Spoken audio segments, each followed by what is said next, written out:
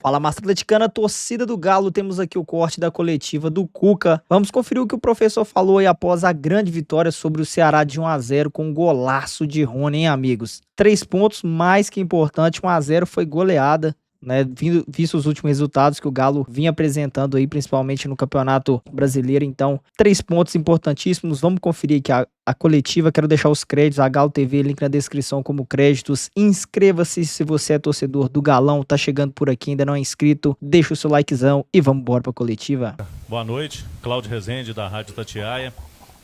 Parabéns pela vitória, você veio aqui e derrotou, né, o melhor mandante até então no Campeonato Brasileiro. Eu queria que você explicasse a estratégia de jogo do Galo hoje. Você fez uma mudança que pra gente, né, pra todo mundo, sempre quando o Hulk não começa, é uma situação diferente.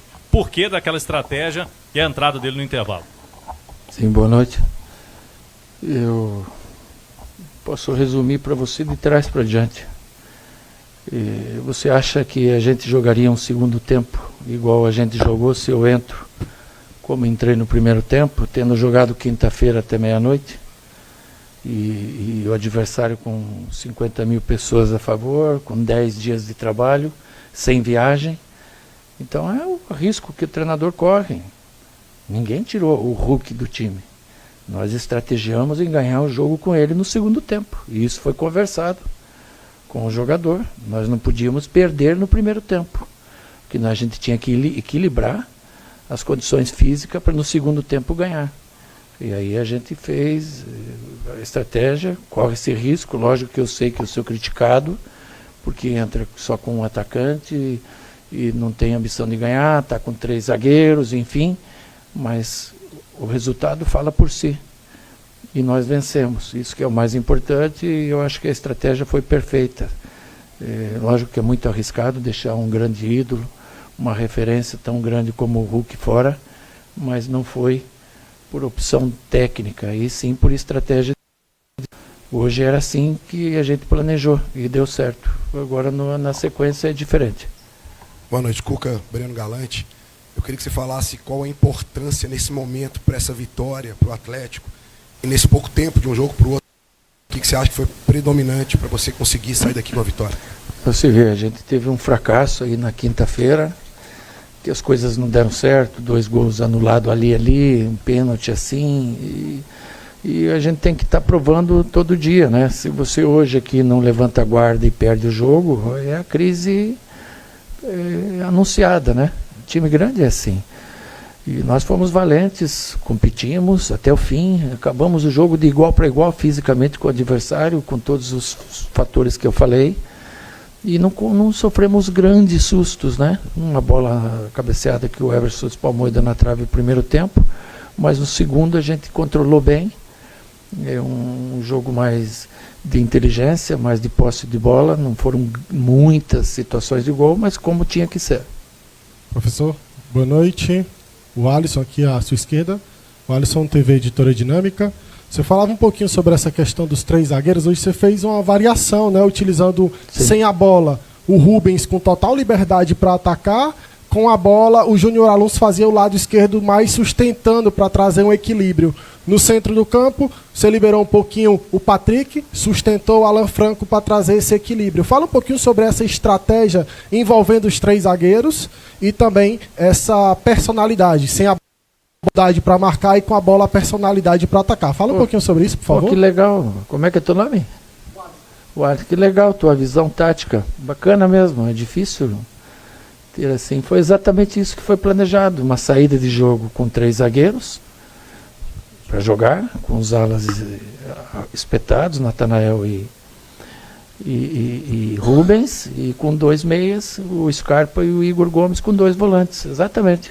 E para defender, passava a linha de 4, o Alonso passava a ser lateral esquerdo com a baixada do Natanael. Foi perfeito, foi isso mesmo que aconteceu, e a gente conseguiu fazer um jogo que não era para vencer no primeiro tempo, não tinha essa necessidade, né? Até porque se você sai na frente não é sinônimo de ganhar no primeiro tempo, e sim a gente equilibrar as situações, principalmente no aspecto físico, para no segundo tempo ter as oportunidades como a gente teve, e fomos muito felizes na execução. Boa noite, professor. Thiago Saboia, do Portal Futebol Cearense. Eu queria que você falasse um pouco sobre a resiliência e o mental do jogador Rony, um pouco da atuação dele.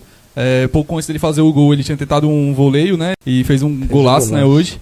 E além disso, eu também creio que hoje, e além do jogo, e sim, ele manteve a cabeça no jogo e fez um golaço, né, hoje.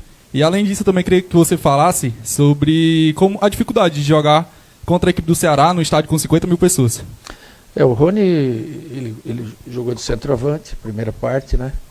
Sozinho ali na frente, mas tinha o Rubens na ponta esquerda, tinha o Scarpa na direita, chegada do Igor Gomes.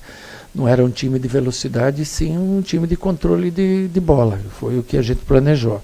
No segundo tempo usamos a velocidade, aí com o Júnior Santos, com o Hulk, e abrindo o Rony para um lado do campo. Ele é muito guerreiro, né? Se sacrificou e não podia ser diferente. O time todo jogou coletivamente, ninguém pensou no eu e sim no nós. Ele deu aquela bicicleta furada que em outras vezes aí fez cada golaço, né? Mas depois ele foi compensado pelo sacrifício, pela entrega dele, fazendo aquele golaço que nos deu a vitória. Boa noite, Cuca. André Carvalho, FM Conexão 70. O Atlético Mineiro veio de 2 empates antes dessa vitória sobre o time alvinegro aqui no Campeonato Brasileiro, né? E assim, o Atlético ele tem crescido no segundo tempo. As mudanças têm surtido efeito, o elenco tem absorvido o que você tem pedido no intervalo do tempo? Sim, a gente não tem um grande elenco, mas a gente está satisfeito, muito satisfeito. Nós, dos últimos 21 pontos, a gente ganhou 15. É muita coisa. Nós estamos 7 partidas sem perder no Brasileiro também, é coisa grande. A gente saiu lá da vice-lanterna do campeonato e estamos já no bloco de cima, né? Vamos fechar essa primeiro turno, primeira etapa, agora jogando em casa com o Internacional. Vamos fazer o melhor possível, quem sabe uma vitória aí, você passa a ter 20 pontos num bloco já de Libertadores ou pré-Libertadores, e as coisas vão se definindo. Aí vem a parada, a janela, a gente deve fortalecer, e o segundo semestre a gente fazer um grande segundo semestre. Então, a gente está muito contente. Lógico que tem tropeços, não é todo dia que você vai apresentar o seu melhor. Hoje são 13 jogos em menos de 40 dias, gente, é muita coisa. O cara cansa até emocionalmente. Outro dia estava tentando lembrar quem foi o antepassado jogo, não lembrava, porque é muito jogo. Então imagina você querer que o jogador jogue 90 minutos toda vez na alta intensidade como é um jogo. Daí quando você tira um jogador importante como a gente tirou hoje, todo mundo fica, pô, mas tirou o cara...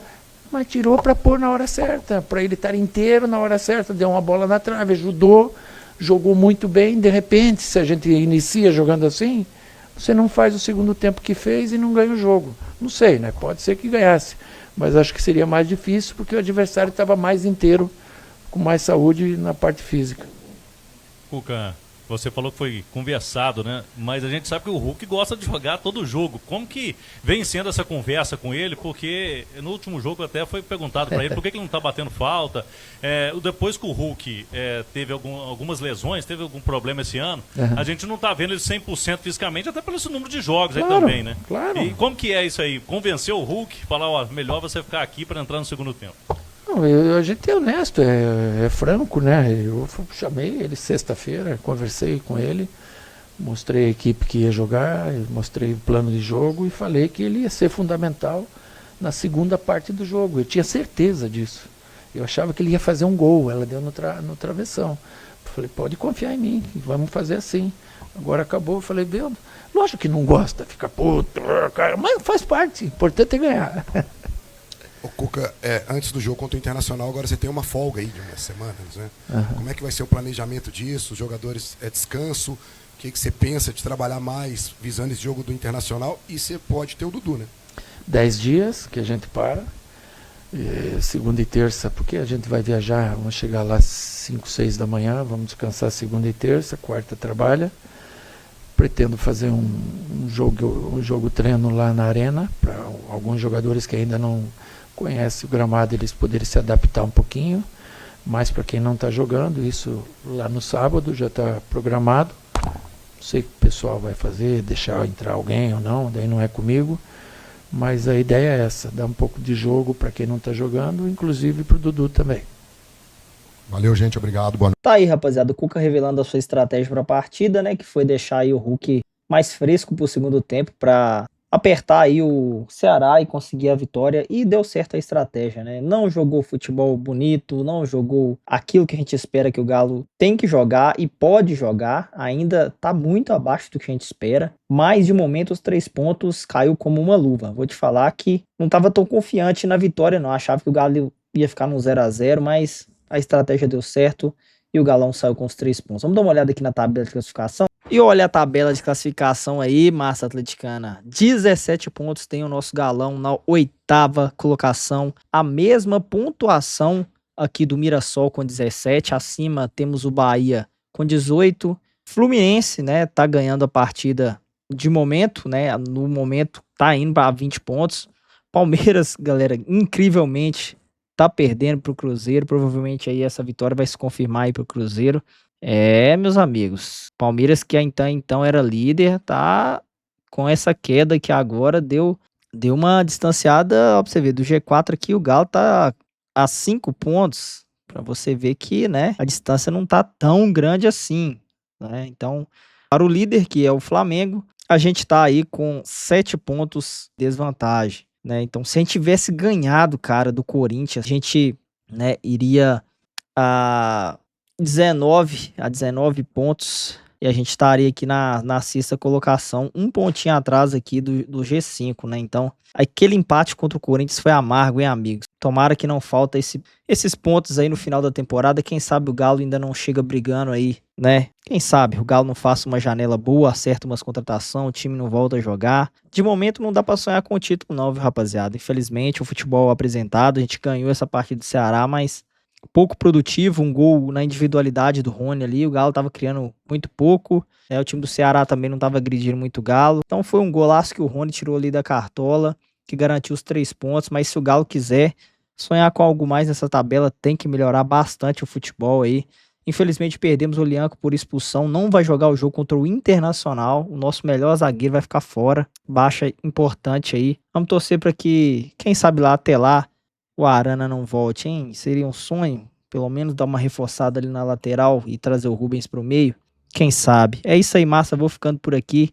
A qualquer momento eu tô de volta com mais notícias do nosso Galão. Quando o pós-jogo pintar na imprensa esportiva, trago para vocês o corte aqui, beleza? Ative as notificações para receber os nossos vídeos. Tamo junto.